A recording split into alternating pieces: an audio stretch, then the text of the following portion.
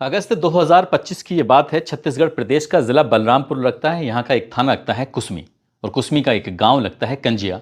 लगभग 60 साल की एक महिला नाम ललकी बाई होता है। वो सीधा कुसमी थाने में जाती है और जाने के बाद रोने लगती है।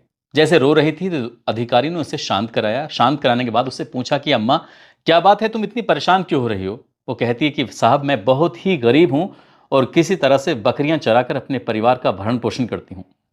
एक साहब ने मेरे बेटों की नौकरी लगवाने के नाम पर 72 लाख रुपए ले लिए। ना तो पैसे वापस करते हैं और ना ही मेरे बेटों की नौकरी लग रही है। जैसे ही पुलिस के अधिकारियों ने यह बात सुनी तो बड़ा आश्चर्य हो रहा था कि इस बुजुर्ग महिला के पास 72 लाख रुपए कहां से आए। उन्हें लगा कि शायद ये महिला का कुछ दिमाग खराब हो गया है। इसलिए उन्होंने आराम से उस महिला को समझाया बुझाया और कहा कि अम्मा, घर चले जाओ। अम्मा घर जरूर चली जाती है, लेकिन वो शांत नहीं बैठती। कुछ दिन बीत जाते हैं, लगभग 2 महीने का समय बीत जाता है। उसके बाद फिर प्रधानमंत्री ऑफिस से, यानी कि नरेंद्र मोदी जी के ऑफिस से एक लेटर आता है। और जब लेटर चलना शुरू करता है तो उसी थाने में पहुंच जाता है। जब उस थाने में पहुंचता है तो पुलिस इस मामले की जांच पड़ताल करती है। और जांच पड़ताल करती है तो वाकई सचमुच उस महिला के 72 लाख रुपए गए थे। पुलिस ने इस मामले के जब खुलासा किया तो इस खुलासे के बाद पूरे देश भर में चर्चा शुरू हो जाती है कि पुलिस के उस बड़े अधिकारी ने ऐसा क्यों किया। आज की इस कहानी के माध्यम से यही बताने की कोशिश करते हैं कि आखिरकार पूरी कहानी क्या है। आदाब, नमस्कार, सत श्री अकाल। मैं उस्मान सैफी। आज की जो सच्ची घटना मैं आपको सुनाने जा रहा हूं, ये सच्ची घटना शुरू होती है मध्य प्रदेश के जिला पन्ना से। जिला पन्ना की एक तहसील है जिसका नाम है अजयगढ़। और अजयगढ़ तहसील का एक गांव लगता है देवगांव। देवगांव में एक राजमिस्त्री जिनका नाम जानकी पटेल होता है, उनके 2 बेटे और एक बेटी होती है। एक बेटा जिसका नाम संतोष कुमार पटेल होता है, जो शुरू से ही पढ़ने में बेहद होशियार होता है। शुरू से ही माँ का बेटे पर विशेष ध्यान था ताकि बेटा ठीक से पढ़ जाए। लेकिन एक दिन बेटा डिबिया की रोशनी में पढ़ रहा था। ये उस दौर की बात है जब डिबिया से पढ़ा करते थे। हर जगह पर बिजली नहीं पहुंचा करती थी, एलईडी लाइट नहीं पहुंचा करती थी। और जैसे ही वो डिबिया से पढ़ रहा था, लड़का पढ़ते पढ़ते उसकी आंख लग जाती है। और जब वो सो जाता है तो उसे पता चलता है कि जो उसके सर के बाल हैं उस डिबिया की लो की वजह से जल जाते हैं। एकदम से आंख खुलती है और जब आंख खुलती, जब अपने उसने चेहरे को देखा तो चेहरे को देखने के बाद पता चलता है कि डिबिया की लो की वजह से उसके बाल जल चुके हैं, झुलस चुके हैं। आखिरकार बाल थे तो फिर आगे, लेकिन उसने पढ़ाई अपनी जारी रखी और पूरी शिद्दत, पूरी ईमानदारी से वो पढ़ाई करता था। एक दिन अपनी माँ से बोला कि मैं पढ़ रहा हूँ। शायद किसी काम के लिए बोला था, लेकिन उसने बहाना पढ़ाई का कर लिया कि मैं पढ़ाई कर रहा हूँ। माँ ने कहा, बेटा अगर पढ़ रहा है तो ठीक है, पढ़ लो। लेकिन माँ कुछ काम करके जब वापस आती है तो वो लड़का वहां नहीं मिलता, जबकि वो क्रिकेट खेलने के लिए चला जाता है। इस बात पर माँ को गुस्सा आता है। माँ कहती है कि तुम पढ़ाई लिखाई छोड़कर इस तरह के गेंद बल्ले में क्यों लगे हुए हो। माँ को इतना गुस्सा आता है कि उसके हाथ पैर बांधती है और घर में ही, आंगन में ही एक नींबू का पेड़ होता है, उससे बांध देती है। जब जब वो माँ की नाफरमानी किया करता था तब तब माँ उसको ऐसे ही बांध कर नींबू के पेड़ से रख दिया करती थी। और जब लगता था कि वो सही रास्ते पर चल रहा है तो ठीक, ऐसे ही चलता रहा। 8वीं की कक्षा में जो सरकारी विद्यालय से उसने पढ़ाई की थी, टॉप कर दिया था। इसके बाद माँ और उसके पिता का, परिवार का, रिश्तेदारों का कोई खुशी का ठिकाना नहीं था जिस तरह से उसका स्वागत किया गया था। और उससे भी बड़ा स्वागत तब होता है जब उसने 10वीं की परीक्षा को जिले में टॉप कर दिया था। 12वीं की परीक्षा भी उसने कुछ इसी तरह से उत्तीर्ण की और उसके बाद इंजीनियरिंग की पढ़ाई करता है। लेकिन यहाँ से थोड़ा सा उसका दिमाग, ध्यान बढ़ जाता है, इधर उधर चला जाता है। और तभी वो एक प्रण लेता है, ऐसा प्रण लेता है कि जब तक वो परीक्षा पास नहीं कर देगा, उत्तीर्ण नहीं कर देगा, तब तक अपना खत नहीं बनवाएगा, यानी कि दाढ़ी नहीं बनवाएगा। और इस तरह से करते करते लगभग 15 महीने का समय बीत जाता है। और 15 महीने के बाद एक खुशखबरी मिलती है सुनने को कि उसने एक परीक्षा उत्तीर्ण कर दी है। और वो परीक्षा थी MPPSC, यानी कि वो अब डिप्टी SP का पद उनको मिल जाता है। और जैसे डिप्टी SP का पद मिलता है तो गांव में फिर खुशी का ठिकाना नहीं था, रिश्तेदारों में खुशी का ठिकाना नहीं था। हर कोई उस बालक की, उस लड़के की अब था, कहता था कि शुरू से कितना होशियार रहा है, इसने कितनी कामयाबी हासिल की है। एक दिन वर्दी पहन के वो लड़का जब अपने गांव आता है तो माँ खेत में काम कर रही थी। और जैसी माँ खेत में काम कर रही थी उसने कहा कि अब तेरा बेटा साहब बन गया है, बड़ा अधिकारी बन गया है। जैसे ही माँ ने देखा तो माँ ने बेटे को देखकर एक बात कही। उसने कहा कि ए गरीबी, तेरा गुरूर टूट गया, तेरा मुंह काला हो गया और मेरा बेटा पुलिस वाला बन गया। इस तरह की जब बात माँ कहती है तो वो वायरल हो जाता है। अब तक शायद इस लड़के को कोई नहीं जानता था अधिकारी के रूप में कि इसने कहां से शुरुआत की और कहां तक ये पहुंच चुका है। लेकिन जैसे ही सोशल मीडिया पर ये वीडियो बहुत तेजी के साथ वायरल होता है तो बहुत बड़ी संख्या में लोग जानने लगते हैं, पहचानने लगते हैं। इसी बीच में जब कुछ वक्त आगे बीत जाता है तो उस लड़के की शादी भी होती है। जब शादी हो रही थी तो अपनी दुल्हनिया को साइकिल पर आगे बिठाता है और आगे बिठाने के बाद पूजा करने के लिए लेके जा रहा था। और ये सोशल मीडिया पर एक वीडियो फिर से वायरल हो जाता है कि देखो, इतना बड़ा अधिकारी होने के बावजूद भी अपनी दुल्हनिया को साइकिल पर लेके आया है। बस फिर से वो वायरल हो जाता है। उसका वायरल होना था, सोशल मीडिया पर उस अधिकारी की कनेक्टिविटी होनी थी, संतोष कुमार पटेल की। यूट्यूब जैसे प्लेटफॉर्म पर आज की तारीख की हम बात करें तो 34 लाख सब्सक्राइबर हैं, और फेसबुक की बात करें तो 15 लाख फॉलोवर हैं, और इंस्टाग्राम की हम बात करें तो 30 लाख फॉलोवर हैं। बस इतना बड़ा नाम है, और इतना बड़ा नाम जहां भी वो वीडियो बनाई जाती है हर लोग पहचानते हैं, इज्जत करते हैं, क्योंकि वो बहुत ही सौम्य स्वभाव के और ईमानदारी से अपना काम करने वाले। सब कुछ ज़िंदगी में ठीक ठाक चल रहा था, लेकिन उनकी ज़िंदगी में भी एक ब्रेक लगने जैसी स्थिति पैदा हो गई थी। और ब्रेक लगने वाली स्थिति इसलिए पैदा हुई थी कि एक बकरी चराने वाली महिला फ़ोटो लेकर थाने जाती है और कहती है कि साहब देखो, इस साहब ने ना मेरे साथ 72 लाख रुपए का फ्रॉड कर दिया है, और वो मेरी ना पैसे दे रहा है, ना ही मेरे बच्चों की नौकरी लगवा रहा है। कह रहा था कि तुम जैसे मेरी नौकरी लगी है वैसे मैं तुम्हारे बच्चों की भी नौकरी लगवा दूंगा। ये नज़दीकी पुलिस स्टेशन वालों ने शुरुआत में तो इस मामले को इतनी गंभीरता से नहीं लिया, लेकिन उस बुजुर्ग महिला ने एक पत्र लिखा मुख्यमंत्री के नाम, छत्तीसगढ़ के मुख्यमंत्री विष्णुदेव साय के नाम लिखा, और दूसरा पत्र लिखा भारत के प्रधानमंत्री नरेंद्र मोदी के नाम। और जैसे ही पीएमओ ऑफिस में यह पत्र पहुंचता है, इस पत्र को उच्च अधिकारी बड़ी गंभीरता से लेते हैं, और गंभीरता से लेने के बाद कहते हैं कि इस मामले की जांच करिए, और जांच के बाद जो भी हो दूध का दूध और पानी का पानी होना चाहिए।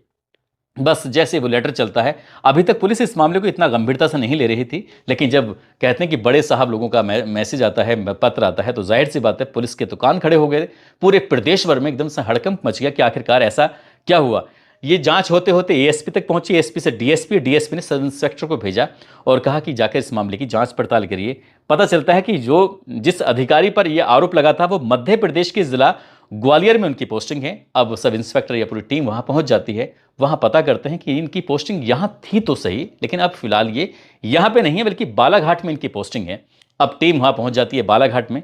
बालाघाट में जाने के बाद डीएसपी साहब सामने बैठे हुए हैं, वो अधिकारी भी सामने बैठे हुए हैं, सारे डॉक्यूमेंट्स दिखाए जाते हैं, और डॉक्यूमेंट्स दिखाने के बाद कहा जाता है कि अलग अलग बार में लगभग, चाहे फोन पे हो या डायरेक्ट खाते में गए हों, लगभग 72 लाख रुपए गए हैं।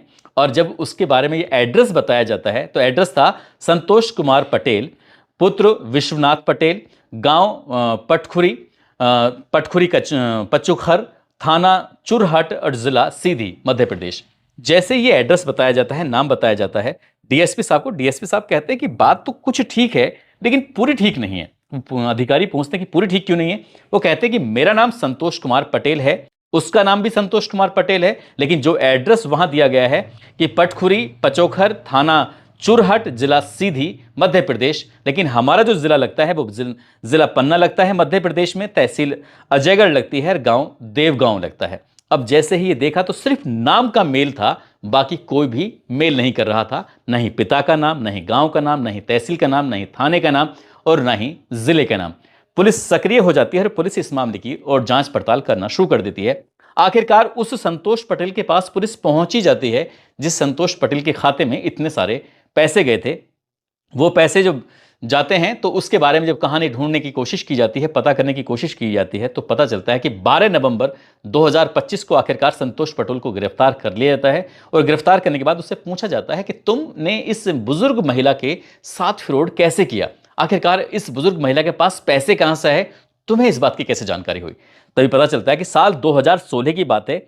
एएसआई कंपनी होती है, एएसआई कंपनी समरी, जलकटी, श्रीकोट ये सड़क का निर्माण कर रही थी। और जब ये सड़क का निर्माण कर रही थी तब ये संतोष पटेल नाम का जो लड़का होता है, ये जेसीबी पर ऑपरेटर का काम करता था।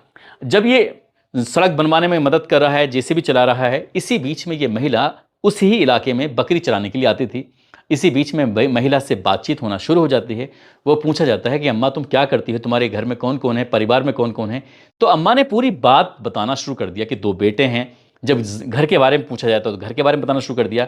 और महिला ने यह भी बताना शुरू कर दिया कि जहाँ कि तुम सड़क का निर्माण कर रहे हो, इसके सामने जितने भी खेत हैं वो उसी के तो हैं। जैसे ही उस जेसीबी के ड्राइवर ने यह बात सुनी, उसके दिमाग में एक खुरापाती चलना शुरू हो जाता है। अब उसके बाद कुछ वक्त बीत जाता है।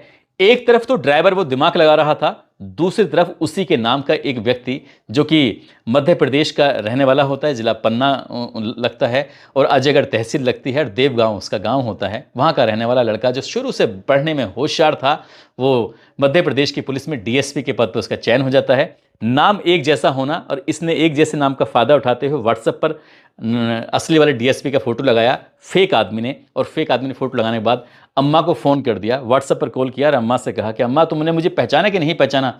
अम्मा कहती मैंने तो नहीं पहचाना। अरे अम्मा, मैं तुम्हारे थाने में तो मेरी पोस्टिंग थी, अब देखो मैं कितना बड़ा अधिकारी बन गया हूँ। कुछ वीडियो इधर उधर सोशल मीडिया से उठाने के बाद अम्मा को दिखा दिए। अम्मा भी खुश हो जाती है। अम्मा पूछती है कि बेटा मेरे भी बच्चों की नौकरी लग जाएगी नहीं लग जाएगी, क्योंकि इसने ये बताया था कि मैंने बहुत सारे पैसे खर्च किए हैं, अगर तुम भी पैसे खर्च करो तो तुम्हारे बच्चों की भी नौकरी लग जाएगी। अम्मा के मन में लालच आ जाता है और अम्मा ने अपनी सड़क के किनारे जितनी भी जमीन थी उसको धीरे धीरे करके बेचना शुरू कर दिया। साल 2018 से ये कहानी शुरू होती है जमीन बेचने की और उसे पैसे देने की। कभी खाते में पैसे जा रहे हैं तो कभी फोन पे के माध्यम से या किसी अन्य माध्यम से उसके पास पैसे पहुंच रहे थे, सामने कभी नहीं आता है। व्हाट्सएप पर हमेशा कॉल किया करता था और देखते ही देखते अम्मा ने लगभग 72 लाख रुपए उसके खाते में भेज दिए थे। जब उसकी गिरफ्तारी होती है, गिरफ्तारी होने के बाद दूध का दूध पानी का पानी होता है। एक अच्छे खासे इंसान, अच्छा डीएसपी, अच्छा ऑफिसर को बदनाम करने की नीयत से उसने उनका फोटो का इस्तेमाल किया होगा और इस्तेमाल करने के बाद इस तरह का काम किया। जब पुलिस के अधिकारी जब ये डीएसपी के पास जाते हैं और जाने के बाद फिर बातचीत करते हैं, तो इसी बीच में ये क्लियर करने के लिए उन अधिकारियों ने वीडियो कॉल के माध्यम से उस अम्मा से बात कराई कि अम्मा हम आज उन्हीं अधिकारी के पास आए जिन पर तुम आरोप लगाती हो। जैसे ये बात होने लगी, अब ये जो असली वाले डीएसपी हैं उस अम्मा से बातचीत कर रहे थे, दोनों वीडियो कॉल पर बातचीत करते करते तब अम्मा ने कहा कि आज तो तुम पुलिस के डर की वजह से मुझे अपना चेहरा दिखा रहे हो, लेकिन तुमने आज से पहले कभी अपना चेहरा नहीं दिखाया। देखो पुलिस का कितना डर होता है, भले ही तुम कितने बड़े अधिकारी हो लेकिन तुम भी डर गए। अम्मा को फिर भी यकीन नहीं हुआ, विश्वास नहीं हुआ कि इसने नहीं बल्कि किसी और ने पैसे लिए हैं। हालांकि पुलिस अभी इस मामले की जांच पड़ताल कर रही है और जैसे ही इस डीएसपी साहब का नाम सामने आता है तो देश भर में इस घटना को लेकर चर्चा शुरू हो जाती है। हालांकि बड़े बड़े अधिकारियों ने इस मामले को गंभीरता से लेते हुए एक अच्छे अधिकारी की छवि धूमिल होने से बचाई और पूरे मामले का पर्दाफाश करते हुए असली आरोपी को गिरफ्तार किया और गिरफ्तार करने के बाद जेल भेज दिया। लेकिन इस कहानी का सबसे दुखद बात यह होती है कि जितने पैसे उसने लिए थे 72 लाख रुपए, सबके सब पैसे उसने खर्च कर दिए, बर्बाद कर दिए। क्या वो पैसे कभी मिल पाएंगे, नहीं मिल पाएंगे, इस बात का सवाल हमेशा बना रहेगा, खड़ा रहेगा। दोस्तों, इस पूरे घटनाक्रम को सुनाने का उद्देश्य किसी को परेशान करना नहीं है, किसी का दिल दुखाना नहीं है, बल्कि आपको जागरूक करना है, आपको सचेत करना है और ये बताना है कि पढ़ाई लिखाई करने के बाद ही नौकरी मिल सकती है, पैसे देकर नौकरी नहीं मिलती। इस तरह के तो बहुत सारे लोग फ्रॉड मार्केट में घूम रहे हैं कि पैसे दे दो और हम तुम्हारे बच्चों की नौकरी लगवा देंगे।